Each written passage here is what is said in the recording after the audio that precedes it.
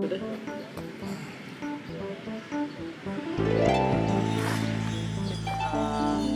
pagi, assalamualaikum warahmatullahi wabarakatuh. Perkenalkan saya Prananda, ada dan Harry. Oke. Seterusnya saya panggil Ucok, panggil Nana, seterusnya saya dipanggil Panda. Oke, hari ini kita ingin menjawab beberapa pertanyaan yang masuk ke kita. Nah, ini ada sekitar 10 pertanyaan. Jadi modelnya sih kita akan jawab dengan bentuk ya diskusi aja begitu, karena ini pertanyaannya juga cukup menarik, merespon hasil proses BDB yang sebenarnya udah pernah kita launching beberapa bulan lalu gitu. Nah, langsung aja begitu ya. Jadi pertanyaan pertama sebetulnya masuk dari nggak tahu siapa. Jadi pertanyaannya, BDB 2021 telah melewati proses kurasi, lalu juga hasil submisi proyek untuk akhirnya direspon menjadi program di kegiatan utama pada Biennale tahun ini. Nah, pertanyaannya, bagaimana proses yang terjadi dalam memilih dan memilah dari banyaknya partisipan dan ragam topik yang disuguhkan. Mungkin gambaran dulu dari saya, total submission proposal yang masuk ke kita ini ada totalnya 155 proposal. Nah, dari situ akhirnya kita coba breakdown dan kita coba klasifikasi sehingga akhirnya melahirkan 10 kategori begitu kan. Terus akhirnya juga kita diskusi dengan rekan-rekan yang submit proposal sampai akhirnya kita juga mencoba merumuskan beberapa event, beberapa kegiatan lah begitu. Nah, mungkin dari Pak Nana atau Pak Heri bisa merespon dulu pertanyaan awal tadi begitu. Bagaimana sih memilih dan memilah para partisipan ini begitu di proses awalnya. Yang sebetulnya nggak sederhana juga. Ya, ini sebenarnya apa ya? Mungkin ya jadinya kilas balik juga. Ya,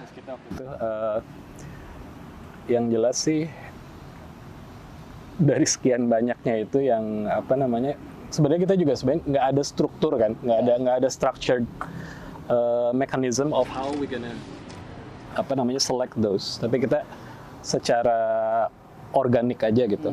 Nah, walaupun organik, tapi kalau saya bisa summarize sih, kayaknya kita ngelihat dari pertama relevansi si topik yang mereka coba angkat gitu dengan apa yang terjadi hari ini, gitu. Bukan hanya dalam dunia desain, tapi juga isu-isu sosial, isu-isu kebaruan dalam si desainnya itu sendiri, dan seberapa luas sih mereka berusaha men-stretch anggapan tentang kata desain itu tersebut di luar dari hal-hal yang sifatnya mungkin lebih tradisional seperti eksplorasi bentuk, seperti estetika dan seterusnya gitu. Karena memang kita kan juga di drive oleh curatorial text kita itu ya, yang mana konteksnya adalah excavate, mapping the commons across the spectrum gitu. Jadi kita memang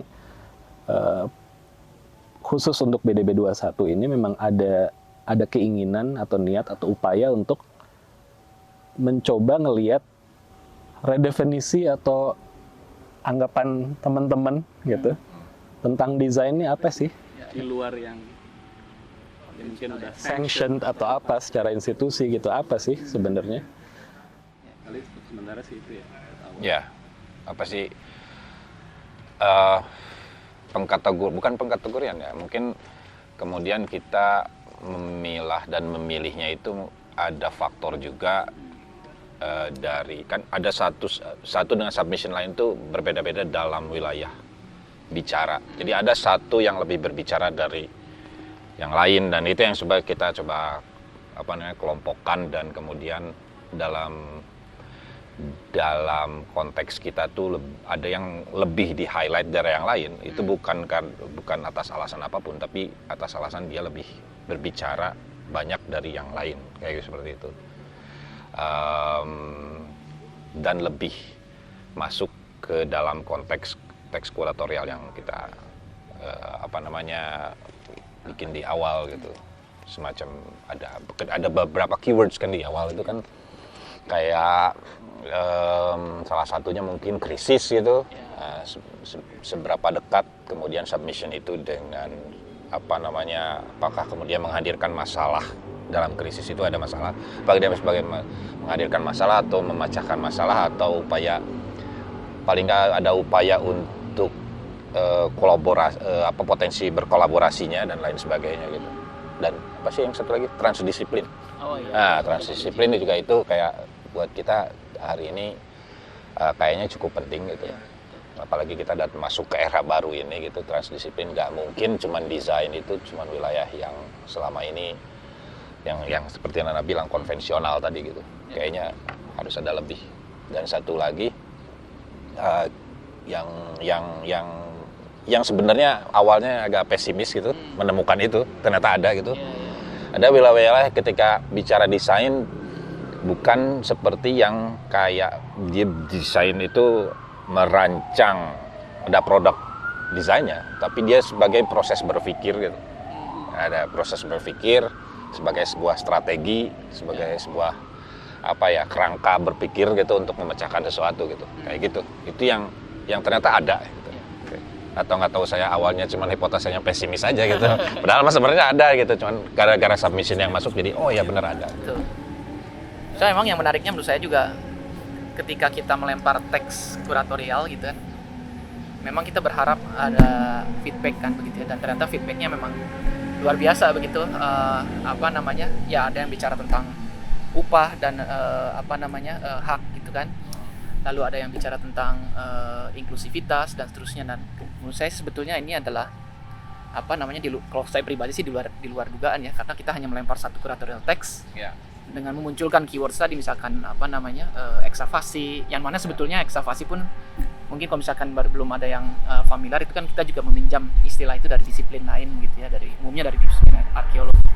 Tapi ternyata dengan kata atau dengan judul yang kita propose ini malah men-trigger para teman-teman desainer atau para yang partisipan untuk juga nge-stretch gitu ya, tadi kalau misalkan dari Om Nana bilang gitu. Jadi ya memang di 2021 ini sih saya melihat justru kita ingin melihat bentuk yang beragam ya dari desain practice itu gitu.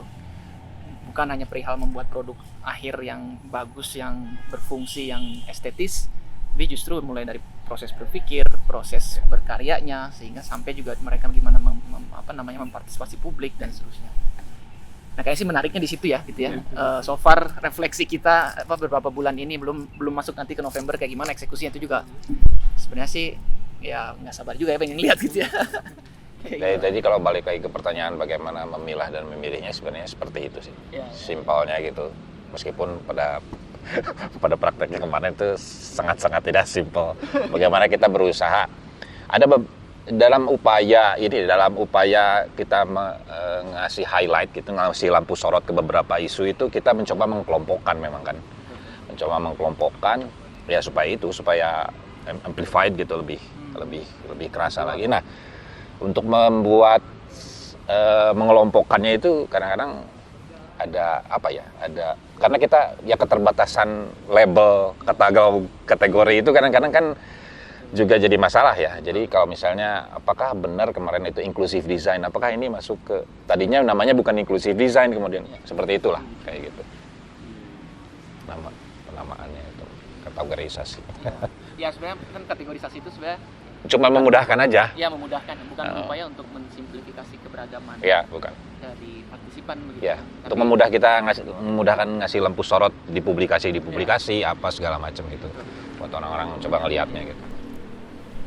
Oke. Mau lanjut ke nomor 2 pertanyaannya? Boleh, kayaknya itu udah. Sip. Nah, yang kedua ini berikutnya dari banyaknya topik yang muncul, bagaimana Anda mengklasifikasikan dan menyuguhkan topik-topik tersebut untuk akhirnya dapat dipahami oleh publik secara umum. Nah, ini kayaknya menurut saya challenge juga ya bagi kita, karena banyak istilah-istilah baru, banyak juga bentuk-bentuk design practice yang baru, yang di luar ya yang konvensional gitu ya. Nah, ini kayaknya cukup challenging, di mana sebetulnya publik non designer pun juga kan masih banyak juga yang nggak familiar dengan term design gitu. Nah, mungkin silakan ada yang mau merespon dulu gitu, bagaimana ini bisa dikonsumsi publik secara luas begitu. Kayaknya mungkin saya dulu, karena ngerespon yang terakhir saya bilang soal pengkategorisasian itu mungkin salah satu kiatnya gitu. Kita mencoba ada beberapa submission yang kemudian punya senyawa yang sama gitu, satu nyawa yang sama, dan kemudian coba dikelompokkan untuk memudahkan kawan-kawan di luar sana untuk melihat, oh ini ada permasalahan, meskipun konteksnya mungkin agak berbeda-beda ya, tapi kayaknya sama. Misalnya tentang upah, ada teman-teman yang ngomongin upah buruh pekerja alat musik tradisional, ada teman-teman yang ngomongin upah bagaimana nasib kawan-kawan yang bekerja di industri kreatif prekariat itu tadi yang hari ini gitu. Itu yang mungkin yang berapa tahun terakhir ini ramai dibicarakan, bikin serikatnya apa segala macam. Terus kemudian ada kawan-kawan lagi yang ngomongin pekerja-pekerja di balik bangunan-bangunan di Bandung, jadi yang invisible gitu, pekerja tukang bangunan gitu kayak gitu, dan membuat sebuah riset dari situ. Itu kayaknya kalau dikelompokkan akan lebih kerasa gaungnya. Mungkin itu salah satu cara kita untuk mengkomunikasikan ke publik dari beragam ini gitu ya. Jadi supaya nggak terlalu random banget gitu ngelihatnya, padahal dia satu sama lain sama. Kalau ada yang beberapa yang sangat-sangat obvious dan itu lebih mudah gitu, kayak musik kayaknya lebih mudah ya. Karena kalau musik itu ya betul kayak Idar pengarsipan musik, Deden pengarsipan musiknya, kawan-kawan di Capital Space dan lain sebagainya. Itu kayaknya udah lebih ini. Tapi ada beberapa isu lain yang memang agak susah juga. Ada yang ngomongin kayak local custom gitu, kayak pamali gitu, kayak gitu. Nah, itu kan itu kita mencoba, kita tahu bisa disimpan di local culture, tapi kayaknya kayak apa ya?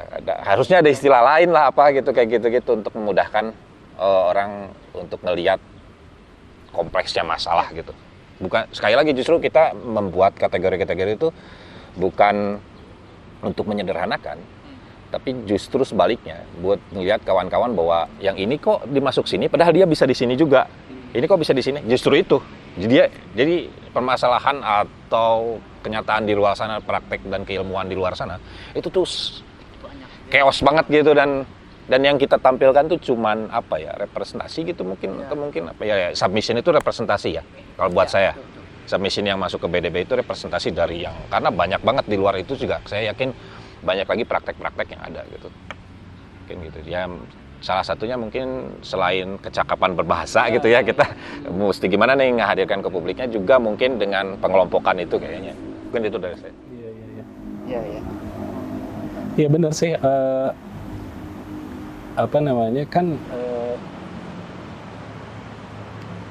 Justru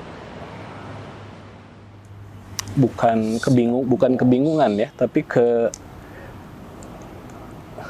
gue tuh nggak mau pakai kata keberagaman gitu, tapi variasi dari submission yang ada itu kan sebenarnya juga bukan sesuatu yang kita plan di awal. Seperti tadi kan Ucok juga awalnya pesimis, terus kita juga memang nggak terlalu ada gambaran yang konkret submissionnya akan seperti apa. Ini nanti akan nyambung ke pertanyaan ketiga nih, tapi buat pertanyaan kedua khususnya adalah terkait dengan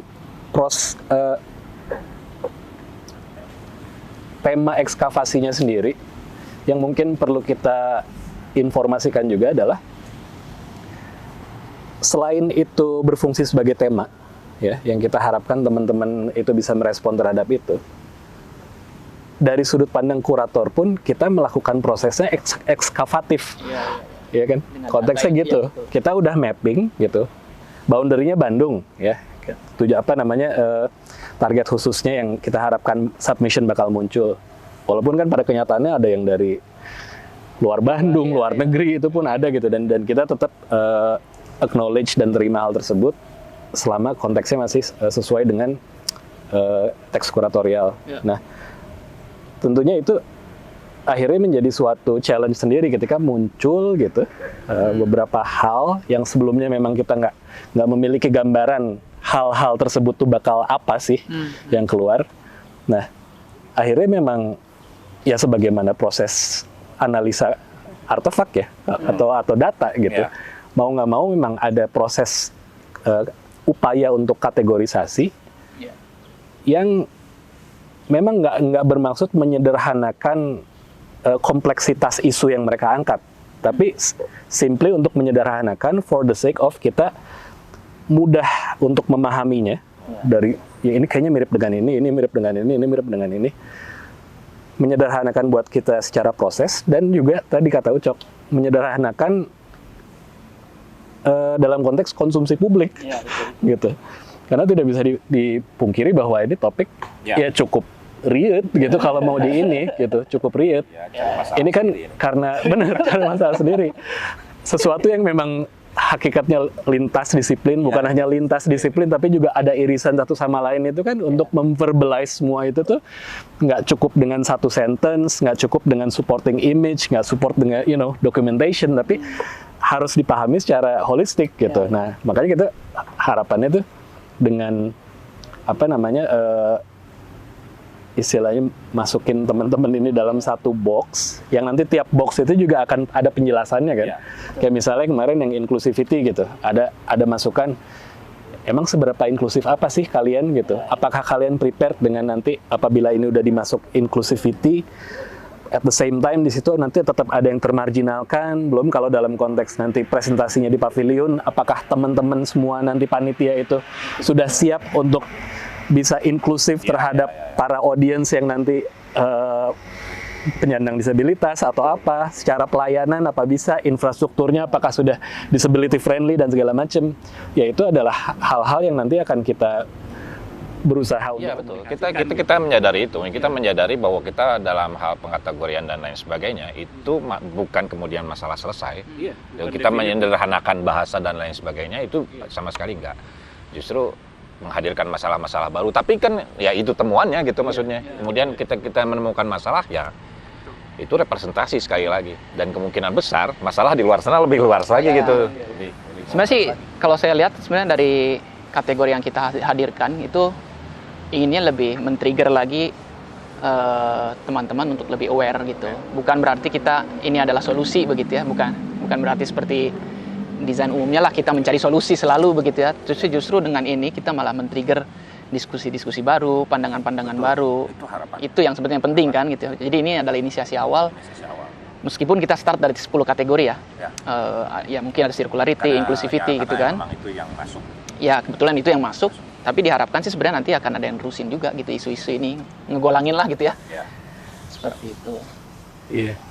Iya itu penting tuh. Iya kan? Submission yang masuk tuh memang nature-nya seperti itu, karena nggak ada misalnya yang masuk terus mempermasalahkan teori Bauhaus misalnya, mempermasalahkan teori warna, nggak ada kan, gitu, nggak ada gitu. Jadi bukannya kita lantas kita nggak perlu ngomongin form deh di sini, kita nggak perlu, nggak, tapi karena kebetulan nggak ada juga, nggak ada yang masuk gitu, nggak ada yang masuk. Artinya itu kan juga menjadi cerminan bahwa ternyata teman-teman juga udah gone beyond that discussion nih. Betul. Walaupun masih relevan dalam kemasan ya, tentu relevan gitu. Tapi sebagai topik yang mungkin dirasa ada urgensi, ada relevansi dengan kuratorial, teman-teman memilih untuk fokusnya ya ke area-area yang istilahnya percabangan dari jauh gitu loh. Tapi tadi ngomongin yang masalah yang masuk dan ngomongin apanya itu nanti mungkin di pertanyaan ketiga kalau saya lihat gampang aja nanti. Tapi ini sih ya emang kan ini kita memang berdasarkan data empirik lah ya. Kita menganggap submission proposal pun juga adalah data. Dan ternyata ya kita nggak strict top down juga kan. Kita nggak ini harus ini nggak gitu. Tapi justru kita nge-trigger teman-teman untuk ayo masukin, dan ya itu tadi banyak juga project-project yang belum beres baru mau diinisiasi ketika BDB kan, ketika mereka pas masukin itu baru mau mulai proyeknya baru mau mulai, dan selesai kita lihat itu ada potensinya juga begitu kan. Meskipun ada juga yang teman-teman yang udah ongoing projectnya, terus ada yang udah beres juga pengen pamerin, itu banyak, dan kita nggak mempermasalahkan itu, justru keberagaman itu kan ya. Itu sih mungkin tambahan yang mau di-highlight oleh masing-masing dari yang proposal di kemarin, diceritain menurut Om Cok, Om Nana, setelah dikategorisasi. Atau mungkin ada satu proposal yang pengen, wah ini menarik gitu. Ada nggak? Kalau proposal sih, gue nggak mau terlalu mengendorse salah satu ya, tapi kalau dari tema sih, kan kita udah come up with 10 tuh ya. Mungkin dari temanya ya. Dari tema dan kaitannya dengan isu-isu yang beredar dalam kurun waktu terakhir gitu, itu kayaknya udah sangat representatif sih. Kalau gue lihat sih tentang circularity misalnya. Circularity itu kan kita meng-acknowledge bahwa di dalam teman-teman yang masuk, akhirnya kita masukin ke kategori circularity pun di situ sebagai istilah circularity itu sebagai perwakilan dari istilah-istilah yang juga sempat fashionable sebelum-sebelumnya. Recycle, sustainability, ya, green living, repurpose of things, reusability dan segala macam. Itu akhirnya kita lump together lah dalam circularity, yang nanti penjelasannya akan ada di paragraf-paragraf lagi kan tentang hal itu. Itu yang kalau buat gue sih sebenarnya bukan favorit amat, bukan. Karena kalau favorit sih kayak yang ini lebih, yang ini enggak. Kalau cuman memang ada, harus jujur dari saya tuh lebih kayak ada yang saya secara personal atensinya lebih besar gitulah, kata gitu. Bukan gara-gara apa-apa, karena pas waktu awal kemudian bikin teks kuratorial, nungguin submission segala macam, hipotesa lah gitu. Wah, ini kayaknya nggak akan ada yang ngomong ini nih gitu, kayak gitu. Kemungkinan nggak akan. Dan kemudian ketika ada tuh gue tuh senang pisan gitu, kayak ada gitu, kayak gitu. Yang soal upah misalnya gitu, itu gue pikir tuh kayak dari submission ini, seperti yang Nana bilang, kita nggak bisa menghadirkan apa yang nggak ada gitu. Jadi saya, di BDB ini kita nggak bisa ngomongin upah nih kalau nggak ada submission yang masuk gitu, maksudnya gitu. Ternyata ada dan banyak gitu. Gitu. Tadi maksudnya bukan favorit sih, tapi yang lebih dekat dengan research area atau research fokus gue gitu. Secara personal ada kedekatan urgensi karena lagi dikerjakan di luar sana gitu. Kayak gitu lebih situ aja sih sebenarnya. Oke, pertanyaan ketiga, dalam sebuah eksavasi nih, sesuai dengan tema kita kan, kita tentu sudah memiliki dugaan atau hipotesa terhadap objek galian untuk akhirnya diproses demi mencapai target temuan. Nah, apakah dugaan awal yang ada di benak masing-masing kurator mengenai eksavasi ini? Jadi apa sih sebenarnya waktu itu hipotesanya di awal, dan bagaimana kaitannya dengan hasil penggalian yang telah dilakukan saat ini? Nah, ini menarik nih pertanyaannya. Iya. Silakan, mangga, siapa yang mau mulai dulu? Ya. Hipotesa sih seperti yang awal diobrolin semenjak kita nulis teks kuratorial, bahwa kita awalnya itu kan memang mencoba mencari gitu, bukan mencari mengkuak gitu, istilahnya beda kan, mencari dengan mengkuak hal-hal yang selama ini luput karena kita selalu terpaku pada desain itu yang seperti konvensional selama ini perspektifkan gitu. Dan sebenarnya kalau buat saya pribadi sih sebenarnya lebih kayak mencoba untuk melepas dulu harapan apa yang kemudian ditemukan, meskipun saya berharap sesuatu dari sana seperti saya bilang tadi soal upah dan lain sebagainya gitu. Saya pikir itu harus diangkat, tapi saya lepasin dulu gitu, karena mungkin juga yang kita temukan itu yang sesuatu yang tidak terlihat itu mungkin juga bukan itu gitu, kayak gitu. Tapi ketika pada prosesnya justru ya bukan hanya memenuhi harapan, malah melampaui untuk beberapa poin tuh ya, melampaui itu gitu. Kayak ada beberapa kawan-kawan seperti yang saya bilang tadi, ada yang ngobrolin upah dari beberapa sektor, termasuk buruh sawit dan lain sebagainya. Ada yang ngomongin jurnalisme data gitu, jurnalisme data dan kemudian relevansinya dengan kerja bareng desainer grafis gitu. Bagaimana membuat data yang selama ini rigid gitu, kayak susah untuk dibaca, kemudian dikonsumsi oleh publik itu gimana. Tapi berbasiskan komunitas gitu, bukan birokratis dari pemerintah, bukan. Dari potensi-potensi yang ada di masyarakat itu, yang ada di warga gitu. Kayak itu kayak, ada gitu. Kayak gitu-gitu sih sebenarnya. Kalau buat saya sih melampaui ya. Dalam beberapa itu melampaui ekspektasi saya gitu terhadap, karena ya balik lagi ke teks awal sih yang si Nana bilang waktu itu, bahwa ini membuat sesuatu yang tidak terlihat jadi terlihat gitu. Pengennya sih seperti itu yang Gapura gitu. Yang ngomong, ada teman yang bikin distrik mapping tapi berdasarkan Gapura gitu, Gapura di kampung kota gitu. jadi suka jadi gitu. Itu menarik. Kalau dari saya. Dulu kali ya, Pan? Ya. Ya, kalau dari sudut pandang gue mungkin kemarin tuh kita ketika menelurkan tema ekskavasi gitu ya, selain tadi nosi yang udah Panda sampaikan tentang meminjam dari arkeologi gitu, tapi pada saat yang bersamaan kita juga tetap berharap bahwa si ekskavasi yang nanti akhirnya dilakukan atau dipahami itu juga sifatnya bisa dari rentangnya dari yang harfiah sampai yang metaforik lah istilahnya ya. Dan justru aku ngelihatnya si ekskavasi ini selain tadi dekat dengan arkeologi, tapi juga dekat dengan Freudian psychology sebenarnya. Ketika kalau kita lagi ada sesi harus menyampaikan psikiater atau apa, itu kan sebenarnya apa yang ada di pikiran lo keluarin gitu semua, ya kan, kayak free association jadinya. Memang satu bentuk mind mapping dan brainstorming juga, semua dikeluarin, ya kan, di excavate. Nanti semua findingsnya dari yang tadinya si pelakunya itu secara sadar tahu atau enggak, kan justru poinnya dari Freudian analysis kan adalah untuk ngegali yang terkubur tuh, ya kan, yang nggak ada yang tahu, si saintisnya juga nggak tahu, gitu, si orangnya juga nggak tahu, tapi justru tujuannya adalah itu, mencari tahu si itu tuh yang tersembunyi gitu, secara sengaja atau enggak kan, intinya gitu kan, sebenarnya gitu. Ya kalau aku menariknya sih dalam tataran itunya gitu. Justru kalau kita ngomongin ekspektasi awal, ya itu ekspektasi awalnya kata tadi yang udah Ucok bilang gitu, kita justru pengen tahu yang kita nggak tahu, gitu, karena ini Bandung luas, kita waktu itu ngomongin soal Pagarsi, soal Suci segala macem yang selama ini kita tahu mereka ada di situ, kita tahu mereka mensupport ekosistem desain gitu, ya. Tapi we don't know what's going on gitu, secara individual level merekanya kayak gimana, ya kan?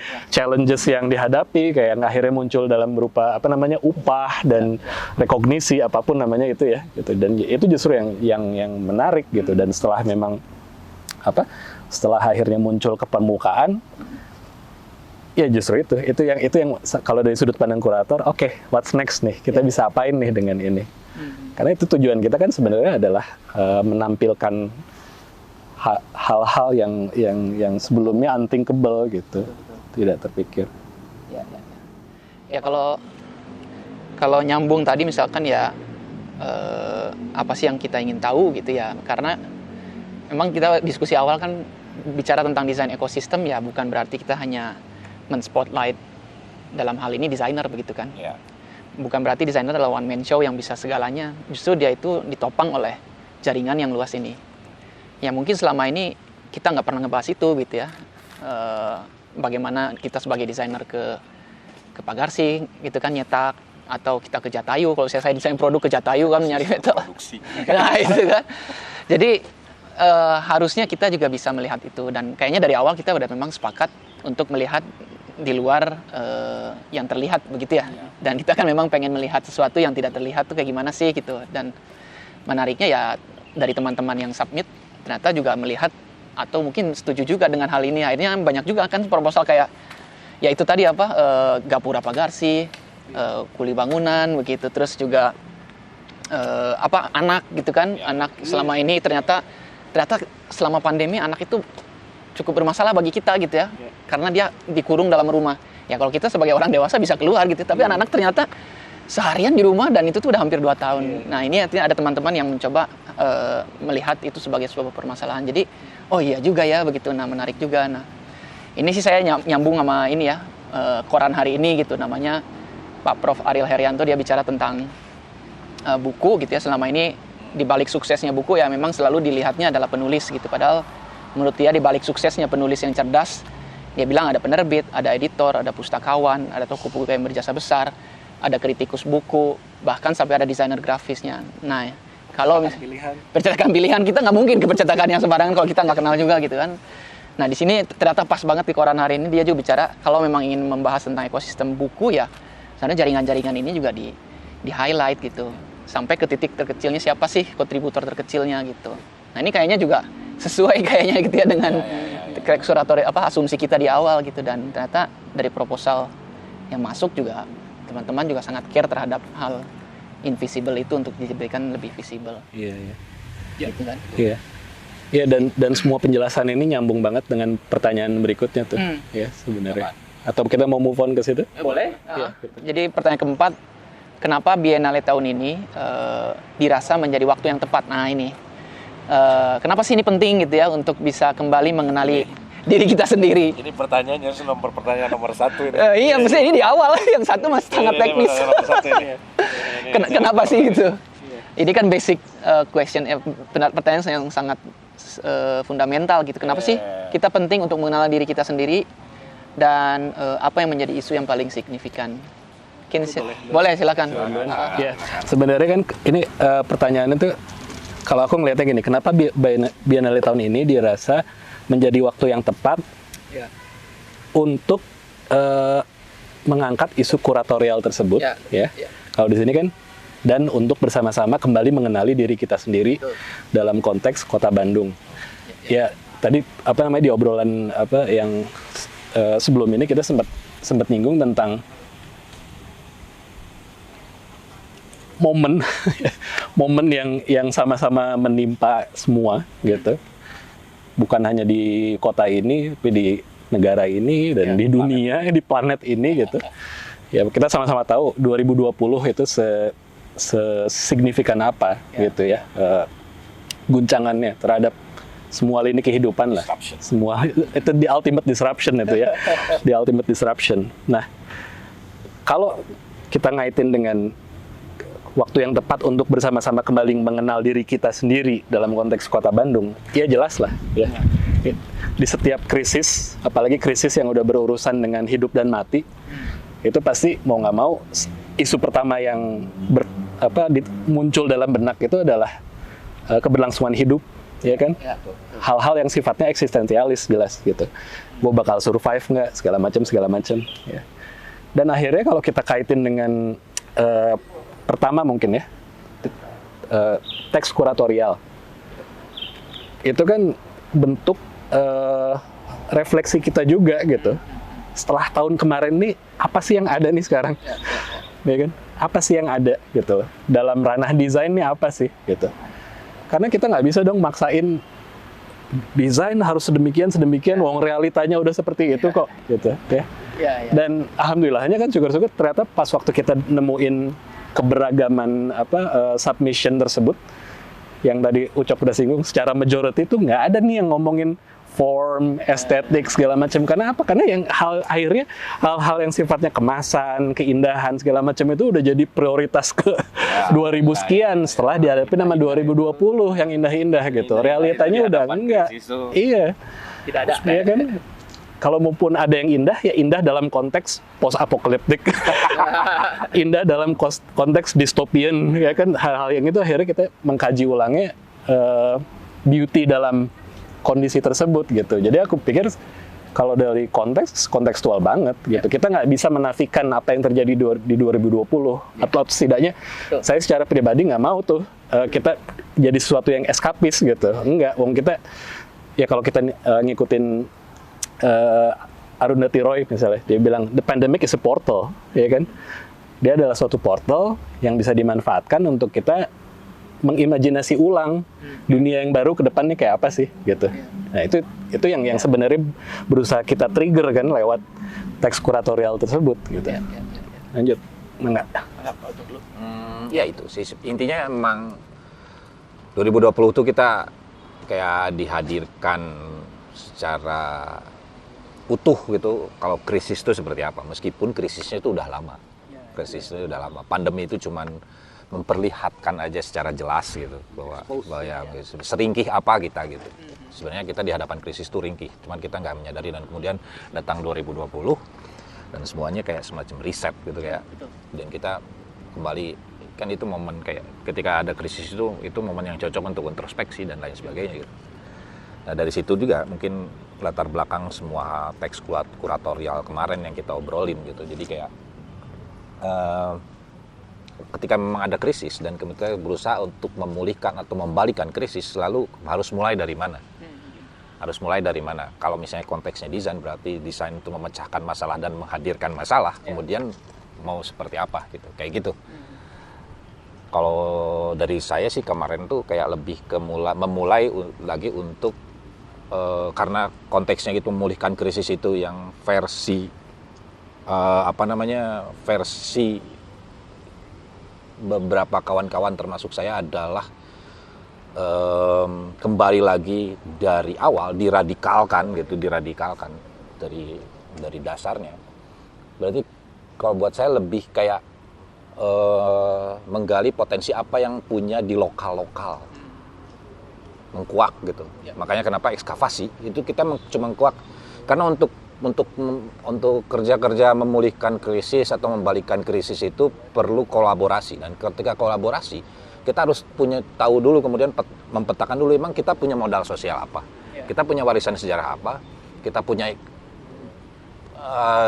keilmuan apa, dari yang tradisional sampai yang paling canggih gitu, kita punya apa gitu, praktek-praktek apa aja yang kalau kita ngomongin kalau kita ngomongin modal sosial, praktek-praktek apa aja yang udah ada di masa lalu dan lain sebagainya gitu, kayak gitu yang kemungkinan besar itu jadi modal gitu ke depannya, karena kerjanya kolaboratif bareng gitu di kota ini tuh kayak seperti itu gitu. Dan di tempat lain ya, saya bukan ngomongin Bandung aja, ini kayak konteksnya Bandung karena memang kita studi kasusnya gitu.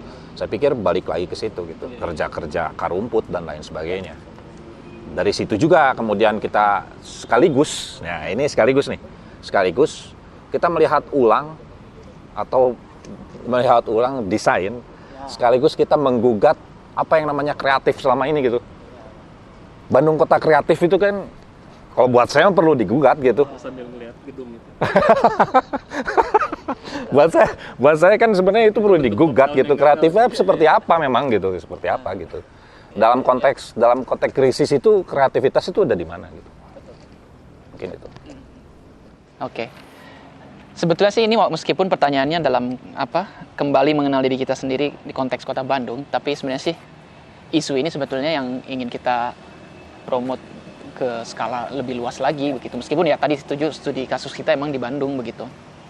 Nah, tapi cara berpikir, framework berpikir kita, terus juga cara berpikir teman-teman yang akhirnya submit, kayak saya rasa sebetulnya itu sangat relevan baik itu di nasional maupun isu global gitu, karena juga sebetulnya secara keilmuan di desain terutama begitu pun juga banyak yang akhirnya mempertanyakan kembali apa sih desain yang selama ini mungkin selalu Eurocentric gitu ya, yang diformulasikan di sana, diimport secara mentah-mentah. Nah itu sebenarnya cukup banyak di berbagai negara, nggak cuma di Indonesia, di India, South America dan seterusnya.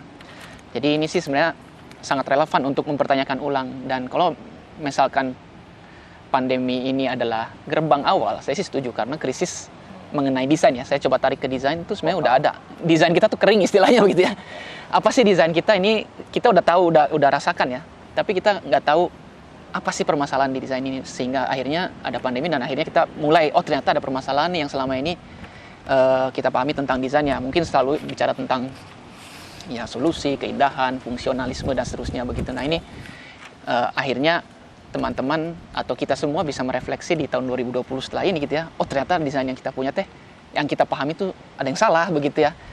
Selama ini kita nggak melihat apa sih di sekeliling kita gitu. Jadi setuju banget kalau misalkan ya ada konteks tadi modal sosial. Sebenarnya juga ada modal budayanya begitu. Ya, di samping ada modal ekonomi begitu ya, kalau misalkan Bordio bilang. Nah ini kita nggak melihat ketiga itu gitu ya. Mungkin kita cenderung beratnya ke satu gitu ya. Misalkan modal ekonominya aja gitu. Modal sosial nggak tahu sih gimana sih formulasi jaringan ini yang mendukung modal sosial. Gimana sih modal budaya yang selama ini kita secara histori udah ada begitu dan seterusnya. Dan saya rasa sebetulnya BDB tahun ini tepat begitu ya.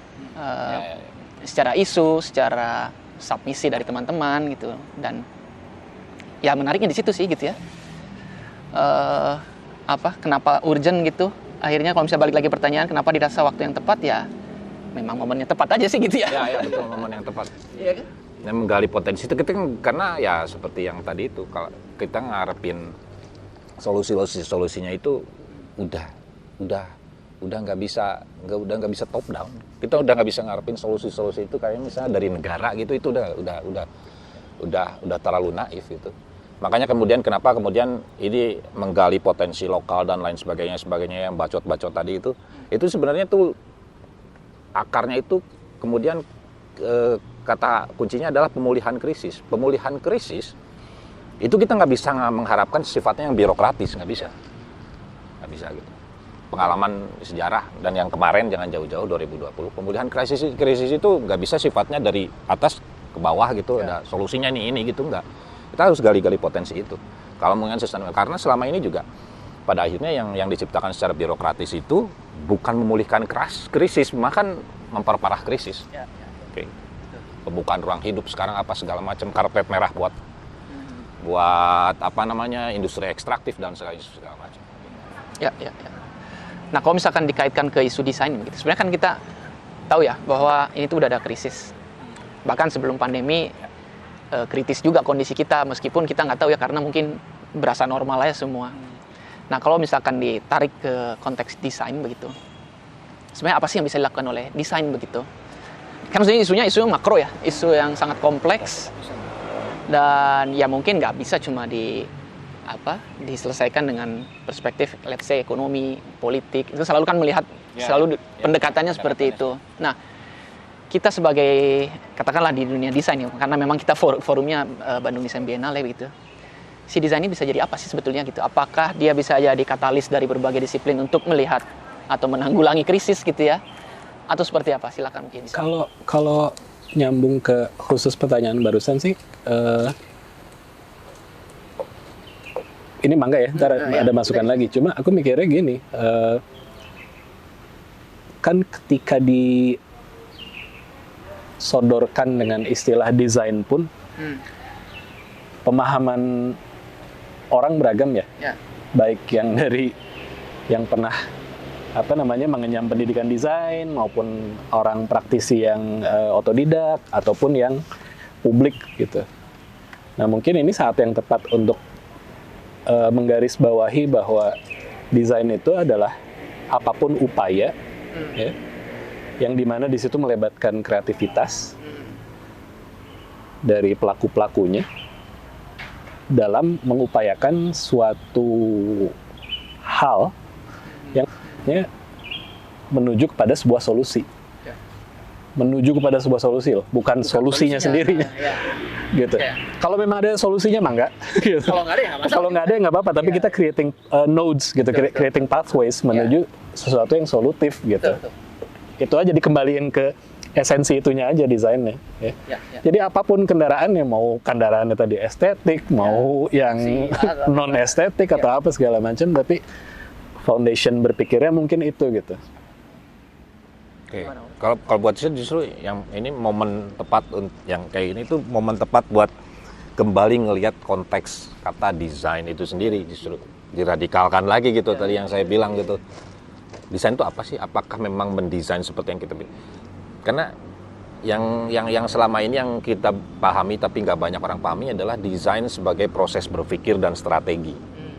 Jadi kalau misalnya ngomongin konteks berpikir dan strategi itu udah ngomongin yang tadi lu bilang, jadi kayak misalnya itu bakal kolaborasi dan melibatkan banyak disiplin lain dan lain sebagainya. Karena kalau konteksnya desain sebagai proses berpikir dan strategi untuk memecahkan masalah, berarti udah banyak yang terlibat tuh.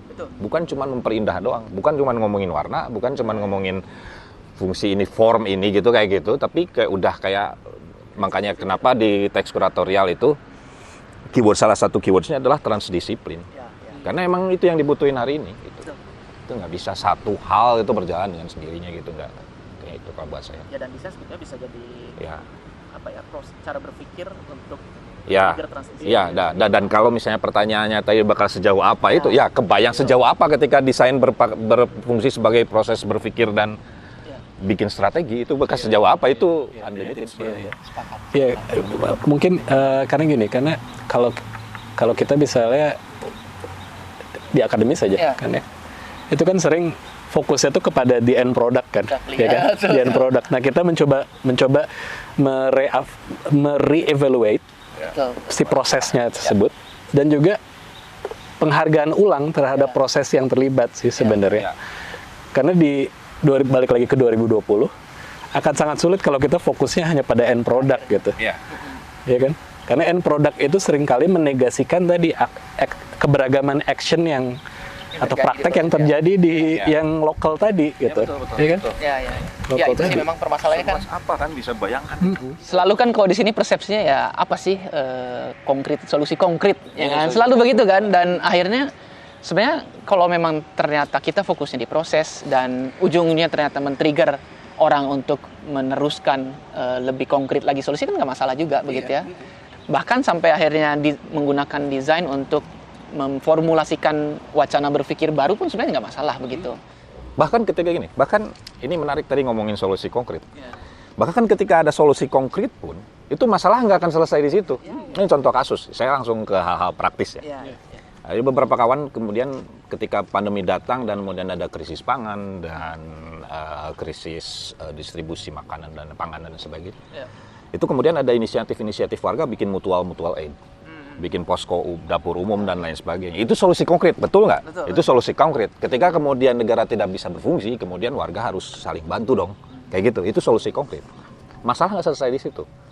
Mungkin kalau buat saya, proses berpikir secara desain dan sebagai strategi itu akan membantu di situ. Bagaimana kemudian si titik-titik mutual aid ini, titik-titik dapur umum ini, kalau misalnya kita pakai cara berpikir, oke, ini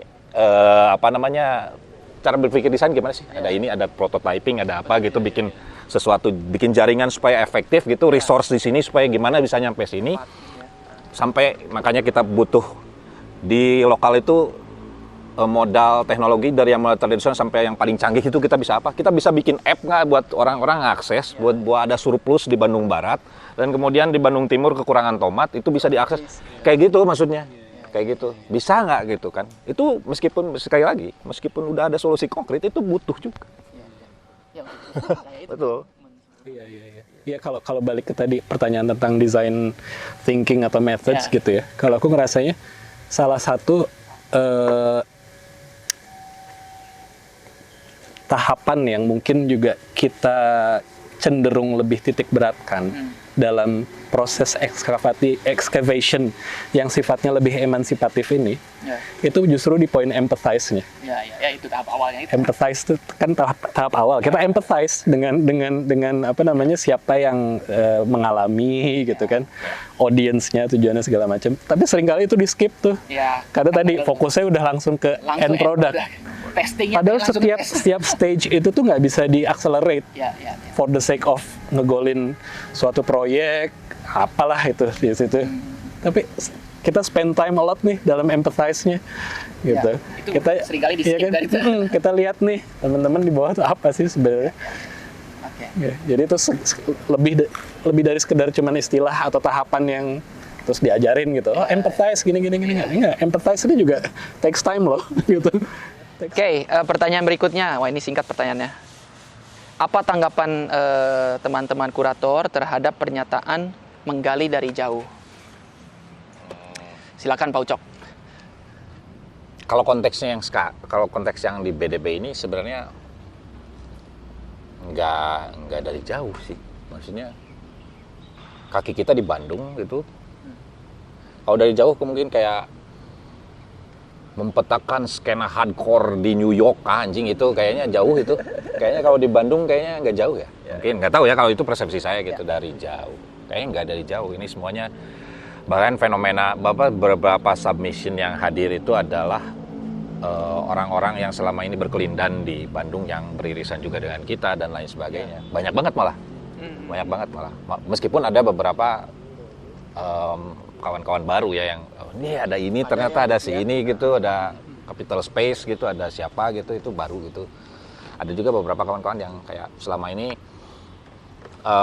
berkelindan di antara kita, cuman memang kita nggak tahu mereka tuh punya potensi itu. Paham nggak sih maksudnya? Saya kenal kawan-kawan di Raw Studio misalnya, tapi saya nggak tahu ternyata mereka punya proyek-proyek riset hak buruh sawit, kemudian memvisualisasikan data kebakaran di Bandung dan lain sebagainya gitu. kekerasan seksual dan lain sebagainya. Mereka punya proyek-proyek itu saya nggak tahu gitu. Dan itu kita mencoba mengkuaknya dan kebenaran mereka submit dan kita mencoba. Kayak gitu sih lebih. Kayak, kalau buat saya ya kan nggak. Saya main kayaknya nggak dari jauh deh kayaknya. Ya, orang kita di Bandung juga ya. Bandung juga kaki kita di Bandung. Ya, oke. Justru pentingnya itu konteks kedekatan itu dalam hari ini gitu kayak dalam semangat desentralisasi dan lain sebagainya justru itu penting. Di mana kaki kita berpijak. Oke, lanjut. Kalau aku sih tadi for the sake of entertaining si pertanyaan ini ya, andai kata pertanyaan ini tuh memang terkait dengan mungkin ada persepsi bahwa ketika kita mengklaim ini ekskavasi ya, terus ada pendekatan arkeologis, yang mana kalau arkeologis itu kan ya harus datang ke site gitu, ke site secara khusus gitu loh, Cok. For the sake of entertaining that perspective, andai kata memang itu konteksnya, ya satu balik lagi ke 2020 ya, dan apa namanya how the so-called new normal itu menuntut banyak hal itu untuk dilakukan secara remote. Ya kan, secara remote. Yang jadi kita karena keterjarakan itu ya upaya yang kita coba lakukan adalah tadi empowering yang dari bawahnya, submissionnya itu yang merespon gitu, dan kita juga nggak terlalu top down, walaupun ada juga beberapa yang memang kita handpick gitu ya, secara pertimbangan kuratorial. Tapi itu disebabkan oleh kondisi yang mengharuskan kita melakukannya memang secara remote. Jadi kalau mau dibilang menggali dari jauh kayak gitu. Tapi pada saat yang bersamaan menggali dari jauh juga itu remote sensing kan juga bentuk dari itu ya. Kita begitu banyak chairman arkeologi atau scientist yang memanfaatkan teknologi Google Earth atau segala macam yang akhirnya bisa menemukan hal-hal dari mulai situs kriminal atau apa yang sebelumnya nggak bisa dilakukan andai kata kita mengandalkan, secara fisik kita datang ke tempat itu, gitu. Jadi, ya secara puitis aku juga ngelihatnya ini di satu sisi kita merupakan cerminan dari bahwa remote research gitu, menggali dari jauh itu juga sangat mungkin untuk dilakukan.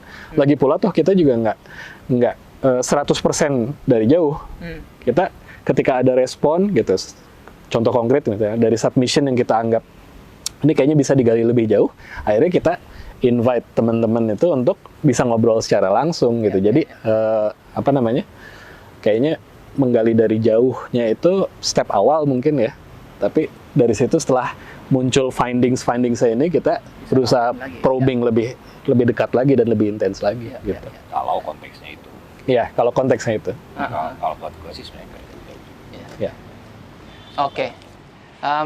Kalau saya pribadi sebetulnya ya bisa tadi sebenarnya secara fisik kita ada di Bandung, tapi juga secara metode penelitian, cara meneliti, cara mengekskavasi itu mungkin bisa dibilang juga kadang dari jauh, kadang dari dekat juga gitu ya. Ya kalau misalkan tadi merespon pandemi ya sebenarnya kan kita inget nggak ya sampai berapa bulan dari kemarin kan kita nggak pernah ketemu gitu ya, selalu aja zoom lagi kapan kita bisa ketemu gitu. Dan itu tetap dipaksa atau dituntut untuk terus menggali begitu. Plus juga dengan partisipan kayaknya juga kita belum pernah secara fisik bertemu juga gitu kan. Semua kita dari jauh juga gitu dengan media platform Zoom atau Google Meet lah gitu. Tapi kalau saya pribadi sih dengan cara meneliti baru ini yang kalau misalkan basic saya kan sebenarnya di bidang antropologi begitu yang harus ke site langsung. Ini akhirnya nge-challenge saya untuk meneliti mencari tahu dengan cara yang berbeda begitu. Dan kayaknya sih kita malah jadi menemukan finding yang menarik di luar penelitian langsung ke on-site begitu. Ya kan tadi misalkan menggunakan teknologi apa, dengan berkolaborasi karena pasti ada keterbatasannya. Kita nggak bisa secara mandiri kalau misalkan konteksnya istilahnya itu pekerjaan rumah lanjutan. Setelah kemudian kita menemukan udah dipin nih ada kawan ini di Bandung, kemudian memperlihatkan juga ke mereka bahwa ada fenomena ini, mencoba mengkelompokkan dengan harapan mereka bisa berkolaborasi dan lain sebagainya. Itu pekerjaan lanjutan gitu. Setelah kawan-kawan, karena ya yakin ya Biennale ini kan cuman tugasnya kita itu kayak lebih kayak ngebuka peta gitu. Seperti kayak ngebuka peta gitu, dengan harapan ada orang lain lagi berkontribusi di peta dan kemudian melanjutkan peta itu jadi kerja gitu, kayak gitu. Jadi data yang lebih besar gitu ya.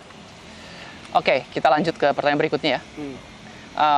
Setiap nomor 6 ini, setiap lapisan dalam proses penggalian menjadi penting untuk dipetakan. Setiap elemennya, peran yang terkandung dalam lapisan tersebut, dan yang penting juga kaitannya dengan satu sama lain begitu ya, setiap elemennya. Tapi apa yang menjadi batasan lapisan dalam ekosistem kreatif? Apa sih batasannya begitu dalam pengembangan ekosistem ini? Sebenarnya ini nyambung ke pertanyaan nomor 7, tapi nanti ini kita coba koder ya sedikit.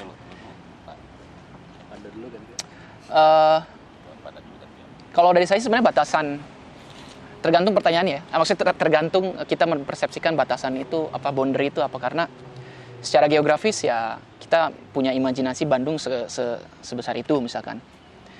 Tapi apakah kita lantas memformulasikan ekosistem kreatif itu hanya di dalam itu gitu ya, atau di luar itu juga gitu? Dan saya rasa sebenarnya dengan konteks sekarang ekosistem kota kreatif, ekosistem kreatif ini nggak bicara boundary hanya kota Bandung, justru banyak juga kontribusi aktor-aktor di luar itu yang malah secara aktif ini ya, berkolaborasi, berkomunikasi dengan aktor-aktor dalam ini. Lalu juga dari segi roles gitu ya, kalau misalnya ini ngomongin tentang peran gitu kan, ya mungkin selama ini kita melihat ekosistem kreatif dibangun oleh kelompok itu aja misalkan, tapi kan sebetulnya nggak juga gitu ya. Ada teman-teman tukang yang merealisasikan bangunan arsitektur, ada ahli sablon di daerah Pagarsi, ada dan aktor-aktor lainnya. Kan itu kita selama ini terbatasi juga oleh persepsi-persepsi yang dikonstruksi mengenai definisi ekosistem kreatif ini. Nah justru kalau saya pribadi dalam BDB ini, kita malah ingin bukan menghancurkan tapi mencoba nge-challenge persepsi kita tentang batasan itu gitu. Jadi apakah ada batasan? Yes, dari awal kita nggak batasi justru kan. Justru dengan teks kuratorial yang cenderung loose, hanya menyampaikan beberapa keyword, tapi justru dari situ banyak sekali submission yang keluar dari batasan-batasan konvensional yang selama ini kita pahami tentang ekonomi kreatif lah begitu di Bandung ini. Jadi kalau saya rasa batasan ini dari awal kita nggak set, tapi justru kita bikin loose, dan akhirnya dari data-data yang masuk ya kita memang mencoba sedikit membatasi ya, bukan membatasi ya, tapi mengkategorisasi for the sake of sebetulnya men-trigger batasan-batasan lainnya gitu. Kalau saya sih ngelihatnya itu ya, dari pertanyaan ini. Aku nyambung bentar ya. Ya, dari penjelasan Panda barusan, aku jadi mikir, mungkin yang ditanyain tuh sebenarnya kan dia bertanyanya apa yang menjadi batas lapisan dalam ekosistem kreatif Kota Bandung ya. Nah, si batas lapisan yang ada sebelum teks kuratorial keluar, itu tuh yang sifatnya tadi, yang mungkin Bandung Utara, Bandung Selatan, Bandung Barat, Bandung Timur, terus who's who dalam ekosistem desain, playernya siapa aja, siapa yang dominan, apakah ada hierarki dan segala macam.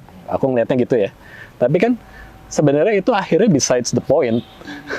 Kita nggak terlalu memfokuskan untuk memetakan hal tersebut, tapi kita makanya menyifatinya sebagai across the spectrum, across the spectrum, tanpa kita perlu mendefine si spektrum itu apa sih di situ, ya kan? Tapi harapannya adalah ya sebagai sebuah trigger, si teks kuratorial itu, ungkapan across the spectrum yang sifatnya ada di Kota Bandung itu bisa cukup untuk menjadi a call, panggilan buat bagi siapapun yang membaca teks kuratorial itu, gue masuk kok dalam spektrum itu, gitu. Dan akhirnya itu yang terjadi kalau aku ngeliatnya gitu, betul. Itu yang terjadi. Gue merasa terwakili nih across the spectrum, dan gue merasa punya concern nih terhadap poin-poin yang di highlight. Oh ini ternyata tentang lintas disiplin dan segala macam gitu, ya. Balik ke apa yang menjadi batas lapisan. Ya itu sebenarnya kalau aku ngerasa jawabannya bukan di kita sih, gitu. Bukan di kita, karena itu bukan tujuan dari penelitian kita satu ya. Kalaupun dari findings itu kan sebenarnya bukan juga batas lapisan ekosistem, tapi lebih kepada research concern, area yang sedang menjadi concern Kita gali kan. yang digali gitu. Ya, ya. Kesamaan tadi, concern terhadap rights, terhadap the everyday, terhadap the music scene, segala macam yang nanti akan ada di si 10 klasifikasi yang kita buat gitu. Ya, ya. Gimana Pak Ucok?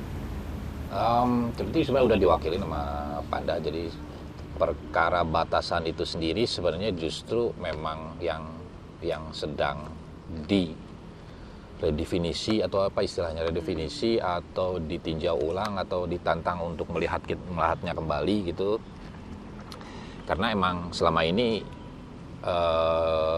banyak hal yang nggak kelihatan karena batasan itu gitu. Ya. Seperti itu gitu. Banyak hal yang nggak terlihat dan nggak jadi concern kita gara-gara ada batasan itu, batasan ekosistem kreatif. Oke, ekosistem kreatif, tukang bangunan masuk nggak? Misalnya gitu, kalau misalnya ngomongin tadi Nana ngomong who's who gitu, ada apa gitu, pagar sih masuk nggak gitu. Kalau misalnya kita hitung masuk, harusnya jadi concern dong upah mereka, harusnya jadi concern dong keterlibatan mereka, perhitungan mereka dalam piramida upah itu seperti apa dan segala macam gitu, kayak gitu.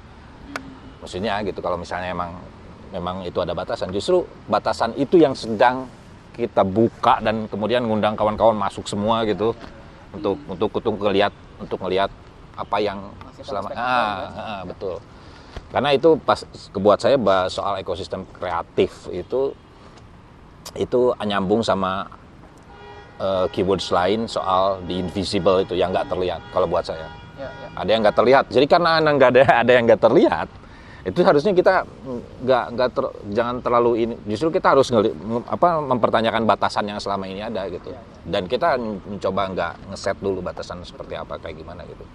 Kalau itu buat saya. Ya. Oke, ini boleh nyambung ya ke nomor 7 karena ini nyambung nih dari hasil kurasi submisi ke kita gitu ya, yang hadir dari berbagai disiplin nih gitu ya. Apakah aktivitas transdisiplin bahkan mungkin multi stakeholders itu gitu ya sudah banyak muncul nggak nih di ekosistem kreatif Kota Bandung ini? Ya karena selama ini, jadi apakah transdisiplin gitu ya, aktivitas transdisiplin ini sebetulnya apakah udah muncul nggak nih di ekosistem kreatif ini gitu? Sebetulnya kan sebenarnya, tapi nggak secara sadar kita. Yang jadi masalah lagi-lagi adalah kata ekosistem kreatifnya itu, saya nggak tahu juga gitu ekosistem di kreatif di Bandung itu seperti apa dan lain sebagainya gitu kayak gitu. Ya. Jadi ketika mungkin ekosistem kreatif di benak saya, ada benak Panda atau Nana atau orang lain itu beda gitu. Betul. Itu yang jadi masalah gitu. Dan itu yang coba pengen dilihat. Emang ada gitu ekosistem kreatif di Bandung? Ya. Kayak gitu mungkin gitu ya. Kalau paling ekstrimnya gitu. Jadi kalau pertanyaannya tadi bagaimana transdisiplin di Bandung? Kalau yang di benak saya ada beberapa kerja-kerja kawan-kawan yang memang latar belakangnya dia hukum, latar belakangnya dia arsitek, latar belakangnya kawan-kawan yang lain, ketika itu bergabung dalam kerja-kerja yang real. Ya. Kerja-kerja yang real, misalnya di isu penggusuran, di isu apa, itu ada transdisiplin kerja bareng di situ, jadi by project gitu. Ada kemudian keterlibatan apa yang kemudian bisa bikin solusi kreatifnya apa ini untuk enhance isu dan lain sebagainya, bikin festival kampung kota ada. Gitu. Tapi kan nggak tahu apakah itu masuk ke ekosistem kreatif Bandung. Nah, pertanyaannya itu ekosistem kreatif Bandungnya tuh kayak gimana gitu, saya juga nggak tahu. Mungkin saya boleh nyambung ya. Yang sebetulnya kalau misalnya kita coba refleksikan ke dunia desain lah di Bandung ini, apakah transdisiplin ini sudah muncul gitu ya di ekosistem desain? Sebetulnya iya gitu kalau saya rasa. Justru di keseharian kita sebagai desainer nggak mungkin bisa menjadi karya kita jadi kalau nggak ada pihak-pihak lain. Nah, yang paling mungkin permasalahannya adalah kita nggak sadar keberagaman aktor yang kontribusi terhadap proses pembuatan desain gitu.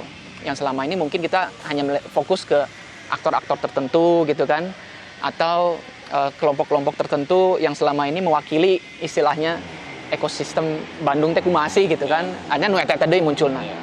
Padahal dia bisa muncul karena ditopang oleh infrastruktur sosial yang solid ini. Nah, mungkin ada yang harus kita push adalah kesadaran keberagaman ini gitu ya. Karena bicara transdisiplin kan kerjasama antar disiplin, kerjasama antar stakeholders.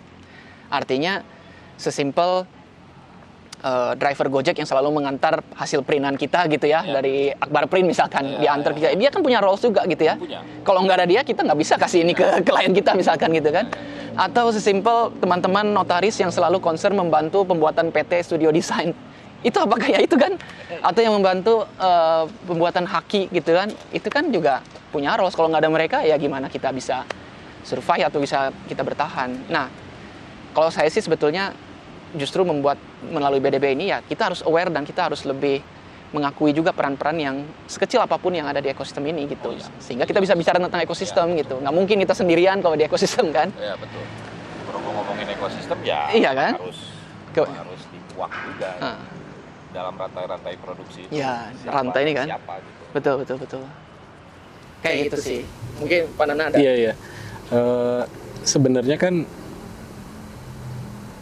mungkin satu isu yang perlu di highlight itu adalah penggunaan kata transdisiplinnya itu sendiri gitu ya. Itu kan kita pakai kemarin tuh konteksnya lebih ke salah satunya adalah bagaimana si istilah tersebut memang lagi muncul gitu di wacana desain sosial humaniora lah ya,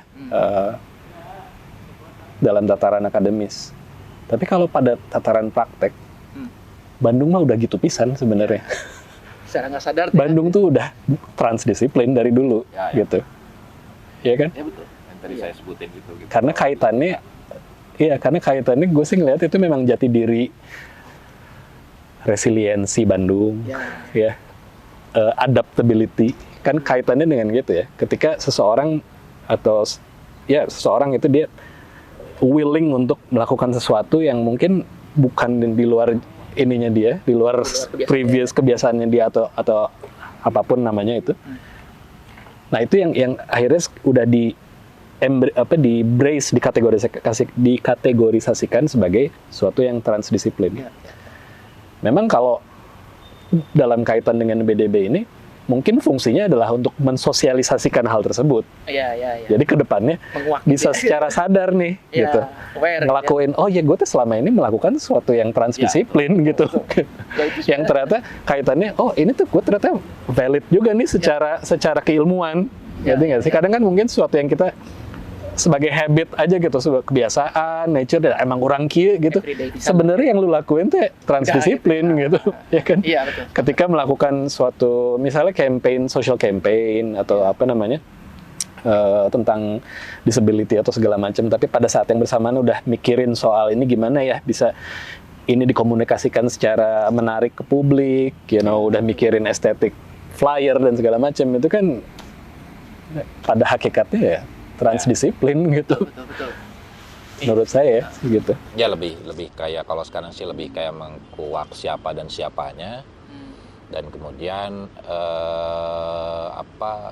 mencoba sensitif sama masalah-masalah yang ada, dengan harapan kayak mereka itu yang benar, yang selama ini udah transdisiplin, sebenarnya lebih aware lagi dalam beberapa kasus lain yang belum tersentuh oleh praktek-praktek transdisiplin gitu. Misalnya saya sangat mengharapkan sekali banyak kawan-kawan yang untuk arsitek di Bandung misalnya gitu, di wilayah tata ruang atau arsitek, kawan-kawan di Bandung yang ikut terlibat dalam praktek-praktek akar rumput warga yang mencoba menata ulang ruang hidup mereka. Misalnya gitu kan. Selama ini belum kayak gitu aja sih sebenarnya, lebih kayak gitu. Betul. Harapannya sih. Ya karena memang belum aware aja. Iya, kayak gitu. Bukan berarti dia, tapi karena tapi konteksnya ada, konteksnya dan level prakteknya udah ada, betul kata Nana. Cuman mungkin harapannya bisa lebih. Ya. Betul lagi. Ini sebenarnya nyambung ke 8 lagi nih. Apakah nih penggalian ini hanya berfokus pada aktivitas transdisiplin, gitu kan? Karena kita bicara transdisiplin tadi. Kenapa konteks transdisiplin menjadi salah satu topik yang krusial diangkat di BDB ini? Tapi udah dijawab sih tadi. Mau dijawab lagi gitu. Ini sebenarnya kan kalau berarti saya tadi yang awal banget. Jadi kalau kita berhadapan dengan krisis, dan dalam krisis ini, dalam pemulihan krisis ini perspektifnya adalah perspektif berbasiskan partisipasi warga. Dengan demikian kalau misalnya partisipasi warga berarti harus mempetakan segala potensi modal sosial, siapa bisa apa, siapa punya teknologi apa, dan lain sebagainya. Itu harus transdisiplin. Ya. Pada akhirnya. Betul. Keterbukaan kepada siapa saja sih yang bisa terlibat. Ya. Nah itu kan kadang kita ada sekelompok yang mungkin cenderung untuk ini harus kita aja nih. Kayak misalnya contoh misalnya arkeologi gitu kan. Ketika mau mengintroduce hal-hal yang sifatnya lebih kontemporer mungkin ya, atau belum tergali dengan baik atau belum tersosialisasikan gitu. Apakah orang-orang yang disiplin-disiplin tersebut tuh seterbuka itu gitu dengan influence dari desain atau seni atau disiplin lain? Kan di situ ada isu posisi, sesuatu yang lebih apa sih? Ya apa ya? Stabilitas. Transdisiplin itu kan mengganggu stabilitas sebenarnya. Bener nggak? Iyalah. Iya. Karena buat beberapa sosok ya mungkin pola pikir lama atau apa, kalau udah di posisi yang comfort mah, Males diapa. ada sesuatu yang baru, kira gue nih perlu sesuatu mikir lagi nih gitu loh. Ya konteksnya kolaborasi itu. Konteksnya kalau misalnya selama ini kalau misalnya kerja-kerja itu dibagi secara profesional. Lu ini di sini, lu ini di sini, kerjanya di situ aja lu. Kemudian nanti ada satu sistem mekanisme manajerial yang bakal itu kan top down gitu. Top down itu selama ini itu yang pada akhirnya selama ini yang itu yang berjalan dan nggak membiasakan diri sebenarnya yang di bawah-bawah ini sebenarnya bisa kerja bareng tanpa ada manajerial yang institutionalized gitu. Itu sebenarnya gitu. Kayak kenapa? Karena kemudian transdisiplin itu buat saya penting karena kata kuncinya kolaborasi tadi. Kolaborasi. Jadi potensinya sebenarnya ada loh di warga gitu. Dan sorry ya lama. Kalau ngomongin transdisciplinarity itu kan sesuatu yang nggak linear sebenarnya. Itu menuntut kita bisa navigate ourselves within something yang tampak chaotic. Sementara di government level misalnya atau educational institution birokratif tuh linear gitu. Ya kan edukasi misalnya gitu. S1, S2, S3 kudu sama semua. Kalau nggak dapat A, B, C, D, ya something kayak gitu, bener kan? Atau misalnya si paper tuh nggak keterima, gitu. Padahal kan dunianya tuh udah sedemikian criss-crossing gitu, dan di luar sana, yang notabene dulu adalah apa namanya kultur atau sistem yang diadopsi, gitu, itu udah beranjak jauh gitu. Tapi yang di dalam negeri ini belum berkembang, belum seperti itu karena layernya banyak nih. Harus lewat ini dulu, approval si ini segala macam, nggak bisa real time akhirnya. Sementara on the ground level, sosmed nggak perlu segala macam approval itu, gitu loh. Lo dapat ide YouTube sekarang detik ini, gue mau langsung bikin ini juga bisa gitu. Akhirnya itu yang terjadi kenapa kita tadi. Ini nggak bisa sesuatu yang top down nih, gitu. Karena kalau yang top down it requires a lot of time, a lot of signatures, a lot of pundi-pundi yang harus di-fill, ya kan? Untuk sebelum akhirnya bisa beres gitu istilahnya. Sebenarnya lantas pertanyaannya adalah ketika memang kita udah aware nih transdisciplinary, pertanyaannya berikutnya kan bagaimana sih kita bisa mengeluarkan, meningkatkan nilai kolaboratif itu gitu, karena kan kadang juga akhirnya kadang bisa jadi eksklusif juga ya kelompok-kelompok ini gitu. Karena kan sebenarnya kalau misalkan dituntut selalu end product gitu ya transdisciplinary ini, pasti ujungnya ya apa sih buat konkretnya selalu gitu kan ujung-ujungnya gitu. Padahal esensinya kan ketika kita bertransdisiplin kita mengeluarkan sesuatu yang mungkin bisa jadi nggak biasa dari apa yang kita buat gitu kan. Karena kan contoh aja kita bikin kue tart gitu kan, itu kan sebenarnya terdiri dari banyak material ya, terigu, gula, tapi kan pas dikeluarin kan nggak kelihatan terigunya, nggak kelihatan gulanya, kayak kan nggak kelihatan bentuk itu kue aja gitu. Beda dengan kita bikin sup ayam gitu kan, ketika sup ayam bening masih kelihatan ini buncis, masih wortel, masih ayam, masih kelihatan lah gitu. Nah challenge-nya adalah gimana caranya ketika berkolaborasi kita tuh nggak mau, jangan sampai kita tuh ingin terlihat juga di end produknya gitu. Kadang kita sulit kan, masih pengen kelihatan nih gue sebagai desainernya gitu, masih pengen kelihatan sebagai arsiteknya. Padahal sebenarnya betul. Esensinya kan kita membuat kue tart yang baru gitu. Nah itu kan sebenarnya challenge-nya lagi berikutnya gitu. Jangan sampai hanya ujungnya kita pengen ngeklaim nih, ini adalah karya gue dan gue sebagai desainer kelihatan nih. Nah itu yang bahaya gitu. Meskipun ujungnya selalu jargonnya transdisiplin. Itu sih, ya kan? Saya paham. Kebayang kan maksudnya banyaklah proyek-proyek skala besar di kota ini yang Meskipun itu dibuat, tapi tetap pengen terlihat ini tuh buatan siapa. Ya semoga dengan memotong birokrasi, Jalur itu kan? memotong birokrasi itu semoga meminimalkan itu.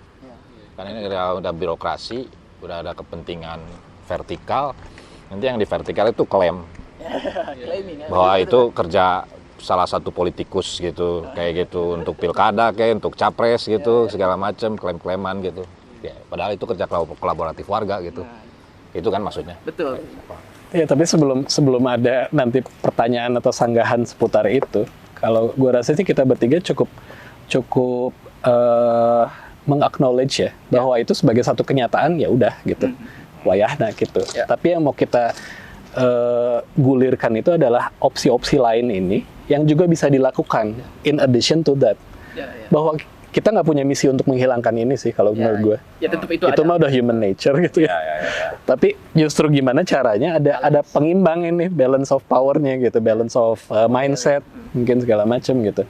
Bahwa kalau yang orientasinya ke situ mah enggak, silahkan, itu tuh hak lo gitu. Tapi hal-hal yang ini nih, Bukan yang selama yang hal-hal yang ini yang juga perlu di-acknowledge dan mereka juga layak untuk bisa. Yang saya bilang tadi itu lebih kata yang paling tepatnya meminimalkan, karena nggak ada yang bisa ngejamin juga kemudian itu hilang total. Nggak mungkin. Iya.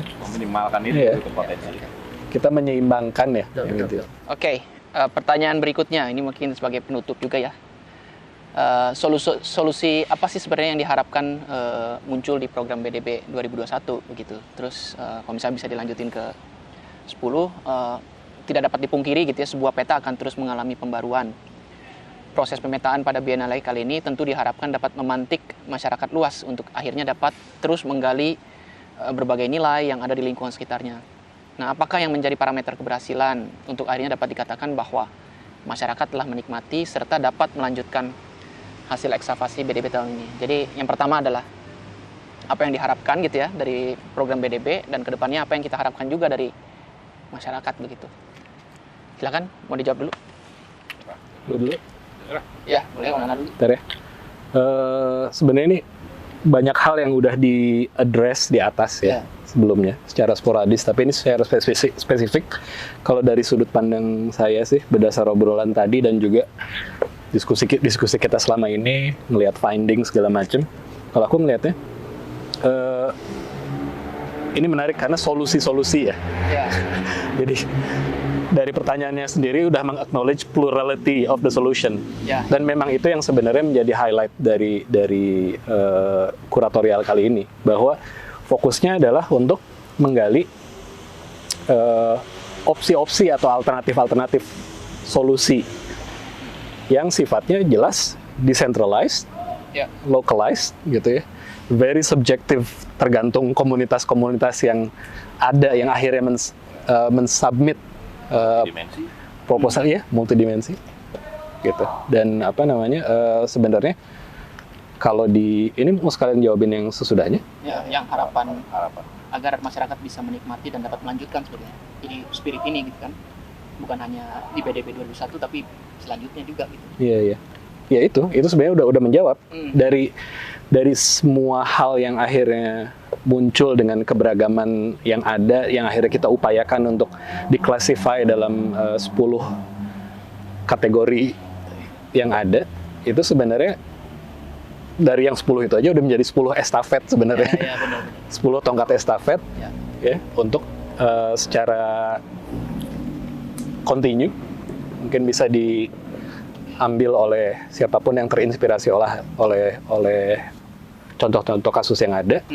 Dan juga kalau kita mungkin secara kolektif dari komite ya, kuratorial dan semua gitu, tema ini tuh justru menjadi sesuatu yang bisa jadi estafet sendiri gitu loh. Pendekatan yang sudah kita lakukan dalam BDB kali ini itu harapannya juga bisa diadopsi sesuai kebutuhan tentunya gitu. Silakan Pak Ucok. Dan saya mencoba untuk tidak terdengar redundan gitu ya. Mungkin sebenarnya tadi udah dijawab juga secara sporadis. Tapi intinya sih gini. Intinya memang dari awal itu kita berusaha juga untuk menyadari bahwa kita kemungkinan besar juga tidak menyediakan solusi. Tapi menyediakan modal paling awal memperlihatkan modal awalnya gitu untuk menjawab ke arah solusi itu gitu. Kendaraan diharapinnya tuh kayak si BDB ini kayak kendaraan buat kita untuk inventarisir modal-modal gitu. Untuk modal-modal yang ada di sekitar kita untuk menjawab ke arah solusinya. Yang mungkin solusinya juga banyak solusi tadi. Jadi jamak gitu, bukan satu tunggal gitu. Kayak karena memang yang paling awal sendiri adalah paling enggak kita untuk mengangkat ulang soal kesadaran terhadap krisisnya itu. Jangan-jangan kita nggak butuh solusi karena kita nggak sadar ada krisis. Kayak gitu, kayak misalnya permasalahan itu gitu. Ketika kita mulai sadar, baru kita tempatkan posisi desain di mana. Ketika kemudian posisi desain di mana, kita mendefinisikan ulang sebenarnya desain itu apa gitu. Apakah cuma memperindah gitu. Kayak gitu maksudnya tuh. Kayak gitu, dan kemudian nanti dijawab dengan modal-modal awal tadi gitu. Wah, ada yang bisa ini, ada yang seperti ini, ada praktek ini di sini di kawan-kawan, dan kemudian harapannya kalau misalnya nanti benar ada harapan ke depannya adalah harapan terbesar saya adalah kemudian kawan-kawan yang di Bandung ini yang lintas komunitas, lintas disiplin, tarikan, skena dan lain sebagainya itu bisa menyadari bahwa potensi di Bandung ini besar untuk bisa berkolaborasi untuk memecahkan masalah-masalah kayak gitu. Jadi suatu saat kalau misalnya saya butuh ini, butuh sesuatu teknologi app yang begini buat membantu kawan-kawan yang gini, kita tahu ada modalnya di Bandung, ada yang bisa, ada yang teknologinya ada, orangnya ada gitu, kayak gitu. Sesimpel itu sebenarnya, meskipun yang simpel itu ternyata sangat-sangat rumit gitu, iya juga gitu kayak gitu. Harapannya ke Bandung, dan kedepannya saya pikir kayak metode seperti ini dilanjutin. Jadi kayak pemetaan ulang, ini cuma sedikit, kayak itu cuma seperberapanya gitu. Kebayang berapa 150 submission itu kayaknya berapa persen dari Bandung, potensi di Bandung gitu. Sekaligus disclaimer ya. Iya. By no means. Iya, ini cuman ini enggak, ini definitif, ini cuman introduction aja, dan harap ya betul. Kebutuhan waktunya kita cuma punya 3 bulan gitu. Jadi harap kedepannya ya mungkin bisa kawan-kawan bisa melanjutkan eksploitasi itu gitu, kayak siapa lagi dan who's who gitu, kayak siapa yang punya teknologi apa, siapa yang begini, siapa yang invisible, coba dikeluarin gitu, kayak gitu-gitu, upaya-upaya itu gitu. Di prototype metodologi juga. Iya, betul. Pada akhirnya, dan untuk apa? Ya untuk menjawab solusi-solusi yang ada di kita sekarang gitu. Mungkin itu soal ruang hidup, soal upah, soal apa segala macam gitu, soal ekologi dan lain sebagainya. Mungkin itu kalau saya. Kalau dari saya sih, ya ini ya solusi-solusi, artinya kan bukan berarti solusi yang konkret, solusi yang tangible, yang selalu kita mungkin persepsinya ketika menulis solusi ya end produknya. Tapi yang diharapkan kalau dari saya pribadi ya alternatif berpikir dari awalnya di tahap empatinya gitu ya. Di tahap mencari masalah aja kan kadang juga akhirnya terkungkung ke dalam satu permasalahan yang sama biasanya gitu. Nah, dari awal berpikir aja itu harusnya juga beragam, plural gitu ya. Lalu juga dari tahap prosesnya, metodologinya itu juga seharusnya juga beragam, bukan hanya itu aja. Bahkan sampai ke pemilihan material, pemilihan aktor, siapa yang harus di-involve, itu juga harusnya juga beralternatif juga. Sampai akhirnya juga end product dari yang dihasilkan oleh teman-teman pun akhirnya beragam juga gitu, yang nggak itu lagi gitu. Nah, jadi ya tadi nilai-nilai plural itu sudah harusnya diimplementasikan sejak dari awal kita ingin melakukan sesuatu. Dari tahap motivasi berpikir, itu yang harusnya di-challenge. Jadi bukan berarti solusi itu ya ujung-ujungnya yang terlihat aja, tapi ya dari awal sekali gitu ya. Sehingga kita akhirnya secara lebih responsibel, secara lebih dewasa, akhirnya memilih siapa yang harus di-involve, siapa yang harus diajak. Kan itu kan sebetulnya tahap awal banget ya ketika kita memprosesnya. Nah, justru untuk melihat hal-hal yang berbeda dari biasanya itu yang bisa diharapkan. Nah, ketika kita bicara yang nyambung ke nomor 10, apa sih yang diharapkan oleh masyarakat ya? Masyarakat ini ya bukan itu lagi itu kan, ujung-ujungnya. Bahkan orang yang di non-design gitu ya, yang terkungkung di cuma satu disiplin akhirnya bisa involve gitu di sini. Dan saya rasa sebetulnya itu bisa gitu ya, karena Bandung teh dibangun ya tadi Om Nana bilang dari dulu sebenarnya udah sangat beragam, sangat transdisiplin. Cuma ya itu tadi, kadang kan ada yang hesitate untuk ikut, aduh orang teh asup teh nya gitu ya, buat teh masuk nggak sih ke scene ini. Nah ini yang akhirnya harus di break gitu, perasaan-perasaan itu. Dan itu sebenarnya itu juga sih. Itu kan kesadaran ya. Ya kan kesadaran, nah, itu kesadaran itu yang harusnya di Betul, challenge. kesadaran bahwa Bandung tuh, maksudnya kesadaran bahwa ini tuh jaringannya kompleks, dan kesadaran bahwa mungkin saking kompleksnya kita nggak bisa mengklaim bahwa itu tuh pekerjaan kreatif itu adalah sesuatu yang bisa diinstitusikan gitu. Itu saking rizomatiknya gitu, saking chaosnya, jadi kayak justru itu modal gitu, justru modal kompleks, dan kemudian banyak yang berperan aktif dan lain sebagainya, lintas disiplin, lintas latar belakang dan segala macam. Ada yang bahkan nggak kelihatan, itu diliatin, itu kan ngeliatin kompleksitas itu. Dan hal yang seperti itu yang di Bandung itu yang kalau buat saya, ini kesimpulan pribadi, jadi kayak siapapun nanti yang mencoba menginstitusikan itu nggak akan pernah bisa. Itu nggak akan bisa. Badan kreatif apapun gitu itu nggak bisa gitu. Karena itu kerja kolaboratif orang-orang gitu, kayak yang kayak kerja ke otak gitu kan. Mungkin itu gitu. Titik-titiknya banyak. Iya, titiknya banyak gitu. Itu mungkin kesadaran itu gitu. Kalau ngomongin kesadaran tadi gitu. Dan pemetaan titik itu ya endless ya, nggak pernah berhenti di satu titik. Ya justru harus dioper terus gitu. Ya kan? Oke. Udah beres sebenarnya pertanyaannya. Ada yang mau dibahas mungkin terakhir gitu masing-masing? Yes. Ya mungkin apa ya, kayak mungkin kita harus berterima kasih sama kerja tim selama ini gitu, dari kawan-kawan yang ada di kepanitiaan BDB ini gitu, dari mulai kawan-kawan di ngerjain event, buat editorial, sebagainya, volunteers, kawan-kawan di semua teman-teman interns, divisi teknologi, artistik, dan tentunya board of advisors yang mempercayakan ke kita ya. Kita sangat otonom dalam hal ini. Thank you pisan. Itu thank you pisan. Sangat otonom. Ya mungkin itu, jadi kayak hal-hal yang sudah berjalan sejauh ini kayaknya sangat-sangat gak mungkin kalau kemarin itu nggak ada kerja-kerja tim yang seperti itu. Mungkin itu. Trust ya, percayaan sama tim, sama badan. Luar biasa kawan-kawan, ada yang sampai begadang-begadang. Oh iya. Ini di balik layar itu kan ada semua di sini. Oke, mungkin sebelum ditutup terakhir, saya ingin sebenarnya pertama mengajak teman-teman gitu ya.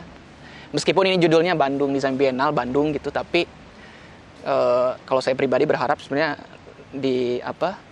bukan Bandung secara geografis yang ada di peta ya, yang garisnya itu dan terlihat bentuknya seperti itu, tapi justru di luar itu kita juga pengen ajak juga, involve juga gitu, dan setidaknya spirit yang kita bangun di tahun 2021 ini bisa ditularkan gitu ya, dan terbuka juga untuk mengembangkan lagi wacana ini, berdiskursus lagi, atau ada bahkan men-challenge pemikiran kita, itu sangat terbuka juga gitu, sehingga seharusnya ya, sehingga jadi berkembang gitu wacana di bidang desain ini. Bahkan klaim BDB ini sebagai satu-satunya event kreatif juga itu harus digugat gitu, enggak. Ada lagi yang lain, ada lagi yang lain. Betul. Nah, di samping sebenarnya kegiatan yang project based, sebenarnya kan kita punya public archive. Nah, ini juga ada di platform websitenya BDB, dan kita sangat terbuka juga untuk rekan-rekan untuk submit, entah itu pemikiran, tulisan, karya apapun mediumnya, itu silakan disubmit, dan ini akan jadi bank data ke depannya yang gitu ya. Bayangin aja 100 tahun ke depan gitu ya. Data ini tuh kita simpan dengan rapi, menginventarisir tadi ya. Dan akhirnya kita teman-teman saling tahu gitu. Oh, ini ada sih, terus apa sih potensinya, ada ini, ada material ini, ada kegiatan ini dan seterusnya. Nah, itu juga kita sangat involve untuk terlibat di situ. Nah, selain itu juga ada participatory response ya. Public participatory di sini juga mengajak teman-teman untuk merespon bentuk kuratorial kita, merespon bentuk visual kita, sehingga bentuk dari si BDB ini juga akan terus dinamis dan akan terus berkembang tergantung dari respon itu. Jadi sebenarnya kita juga ingin mendapatkan respon itu minimal sketsa lah gitu ya. Pikiran apapun atau quotes apapun itu coba direspon situ, sehingga bentuk BDB ini akan terus bergerak gitu ya, tergantung dari teman-teman yang respon. Jadi itu juga kita sangat encourage untuk ikut serta di proses itu. Itu open-ended. Nah, itu. Gitu. Betul. Nah, itu living document yang akan kita coba develop ke depannya.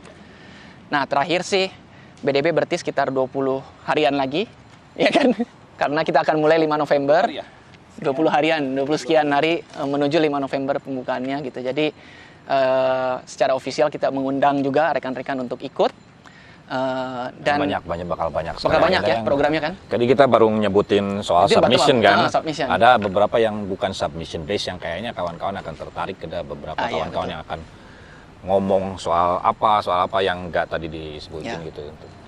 Nah, itu program yang memang kita susun bareng ya. Dan program itu juga sebenarnya kita merespon dari hasil submission teman-teman. Kepikiran kan, wah ini benar juga nih seru. Ya udah kita coba bikin. Nah ini nanti juga akan kita organize juga di tim internal gitu. Oke. Kira-kira seperti itu. Mau ditutup, Pak Nana? Udah. Oh, cukup? Ya, udah hampir 2 jam kita ngobrol ya. Jadi terima kasih rekan-rekan semua. Sampai jumpa nanti di program-program berikutnya di BDB. Kita tutup ya. Terima kasih. Selamat siang. Wassalamualaikum warahmatullahi wabarakatuh.